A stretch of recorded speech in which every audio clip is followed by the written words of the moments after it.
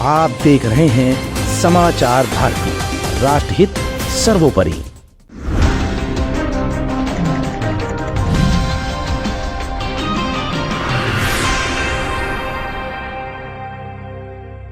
रायबरेली में जुटा पूरा कांग्रेसी कुनबा, राहुल बाबा को जिताने के लिए लगा दिया पूरा जोर।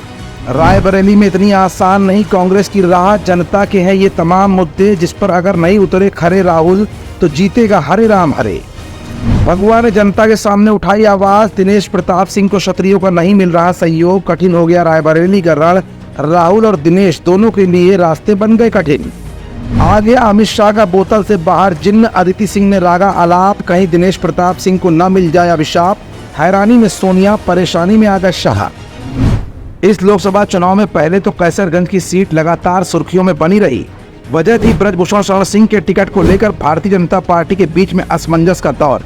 उसके बाद लखीमपुर सीट पर अजय मिश्रा टेनी के टिकट को लेकर भी काफी चर्चाएं जोरों पर रही। फिर नंबर आया जौनपुर सीट का, लेकिन कल जौनपुर में धनंजय सिंह ने भाजपा को खुला समर्थन देकर भाजपा की प्रेशर पॉलिटिक्स को बयां कर डाला। दरअसल इन तीनों ही सीटों की चर्चा समाचार भारती की इस रिपोर्ट में हम इसलिए कर रहे हैं क्योंकि अब जिस सीट की चर्चा हम करने जा रहे हैं वो भी इस समय काफी हॉट बनी हुई है। हॉट का मतलब ये नहीं कि यहाँ से कोई बॉलीवुड की अभिनेत्री चुनाव लड़ रही हो। ये सीट हॉट इसलिए क्योंकि यहाँ से बाबा राजकुमार यानी राहुल गांधी चुनाव लड़ रहे हैं और वो सीट है राहुल गांधी की उत्तराधिकारी सीट रायबरेली। रायबरेली में इस समय समीकरण पूरी तरह से बदले हुए हैं। भले ही रायबरेली को कांग्रेस का गढ़ माना जाता है, फिरोज गांधी, इंदिरा गांधी, सोनिया गांधी यहाँ से सांसद रही हो, लेकिन इस बार अमेठी से सीट परिवर्तित कर राहुल गांधी को कांग्रेस ने रायबरेली से लड़ाकर जहां अपनी विरासत की बागडोर राहुल को सौंप दी है, तो वैसे में जिम्मेदारी भी राहुल की बेहद बढ़ गई है। पूरा कांग्रेसी कुनबा राहुल बाबा को जिताने के लिए जुट गया है। राहुल भी तमाम तरह की प्रचार रणनीतियों को अपना कर जनता के बीच में लोकप्रियता हासिल करने की हर भरसक कोशिश कर रहे हैं। इनमें से एक कोशिश थी कि एक आम नाई की दुकान में जाकर अपनी दाढ़ी और बाल सेट कराना, और आखिरकार उनका ये प्रोपेगेंडा मीडिया की सुर्खियों में आ गया। लेकिन अंदर खाने कहीं न कहीं कांग्रेस के लिए चुनौती इतनी आसान नहीं है, क्योंकि अब तक यहाँ पर सोनिया गांधी का वर्चस्व रहा है। अमेठी की जनता राहुल को पसंद करती रही है, लेकिन अमेठी से केएल शर्मा को चुनाव में उतार कर राहुल को रायबरेली में एक नई चुनौती मिलती दिख रही है।